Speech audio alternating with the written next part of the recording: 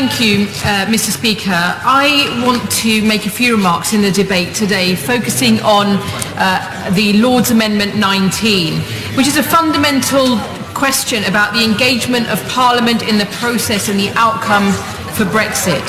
Mr. Speaker, the argument has been made that this essentially has been put forward to frustrate the process, but that could not be further from the truth. At its heart, Mr. Speaker, this is a debate about what we mean by a meaningful vote. The Prime Minister and other senior ministers have promised Parliament a meaningful vote, and I echo the words of the noble Lord Hailsham, who said that in a parliamentary system of government, parliamentarians, and in particular members of the House of Commons, have a right and a duty to determine what is meant by a meaningful vote. Mr. Speaker, if the decision of Parliament is to reject the terms on good argument or after effective scrutiny of the deal, then Parliament should have the right to determine and suggest further negotiations or options on how we move forward. There is an important principle which did not get as much of a hearing or an airing in the Secretary of State speech as I would have expected.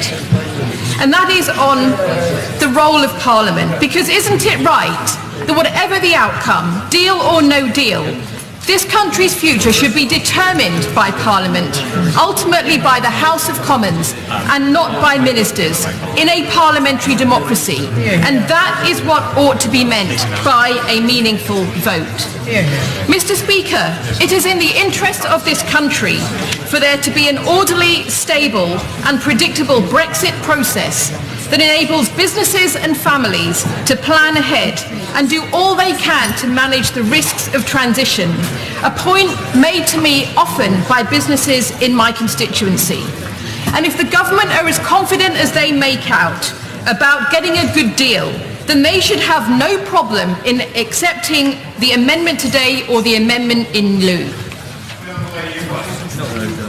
I will give way. The Honourable Lady forgive me, but won't she concede that if by adopting Amendment 19, she claims that she's very worried about the fact that we could have a bad deal or no deal, that by adopting Amendment 19, she's more or less guaranteeing that the EU will offer us a bad deal to create that constitutional crisis in our country.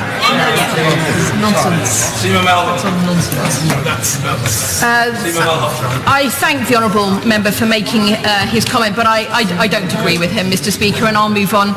Mr. Speaker, I want to make this point, which is that legislation is not just passed in this House to plan for when things go well, but to provide protections and a route map for actions when things do not go well. There may well be an honest intention to reach a deal by October 2018, but there is no guarantee. And I am not talking down the government's negotiation attempts, but there is a reality and a possibility that this could happen. So let me be clear, Mr. Speaker. In my view, this is not about an unnecessary extension or thwarting of the process. It is about providing for clarity for the circumstances that may arise in this House about what happens in those final months before Brexit. This can only be helpful in managing the risks of Brexit for our country in the event that a deal is well underway but not reached, or that a deal has not been agreed. It would certainly not be against the spirit of the referendum result, and at that time could precisely be in the national interest.